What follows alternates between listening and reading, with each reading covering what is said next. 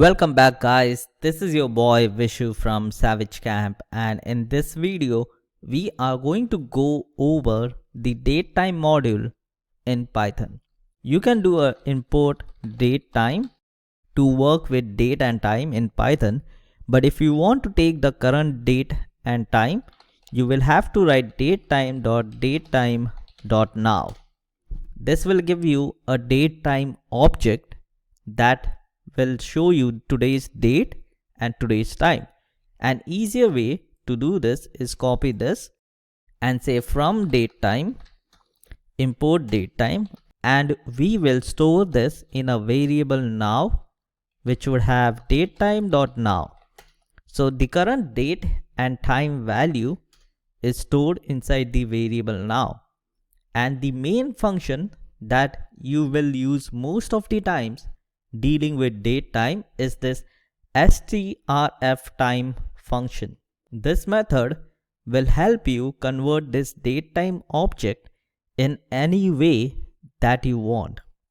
So now this is very difficult to read. If I do a type of now, you will see DateTime, which we don't want. We want it in a string, and I am in London where we have the date format as date, month and year. In the US, it is month, date and year. So you can modify it in a string if you know how to use it. I will do now.str, which is string, format, time. This is the full form, strftime, and here I'll have to pass a string, and we have these options available over here. So for day, today's day, we have %d. So I will put that, and I will put a slash with a space so you can see the difference. We have %m for the month, so I'll put that in and a slash, and at the end y for full year we have capital Y. And if I do this, you will see the date time format like this. If I remove these spaces, you will see it together like we see the date time. If you want this to be in a format that is used in the US, you change the M to the beginning and D at the end, and it will reverse it. So here I can do %B. So what is it?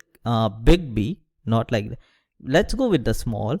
So I will remove this and put a comma over here, and you will see what it does. May 29, 2021. So this is the way you will control the DateTime object that we have over here. Now let's copy this, and we have a lot of options to go over. We can do hour and minute. So we have %h for 24-hour clock, and let's do minute, which is big M and big S for seconds. If I do this, it will show the current date and time. And you also have microseconds, so I can copy this, put it over here and do a %f for microseconds, and it will also give you the microseconds. Then you have the current day of the year. So you can just put like %j, and it will give that today is the 149th day of 2021. And there are all these options that you want. We will go with %c for local version of date and time, and you will see it printed out properly.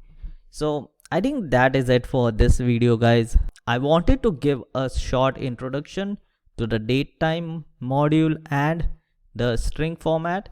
If you want, you can do a period and see all the options that are available to use. I can do now.year, now.date. Oh, is it now.day?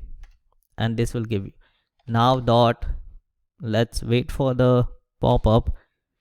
Is there a month? Yeah. So it will give you that values. You can get all the values like this, or you can use the strf time, which is string format time. And that is it for this video, guys. Short and simple, but we will be using this, so I wanted to give a brief introduction about this. And I will see you guys in the next one.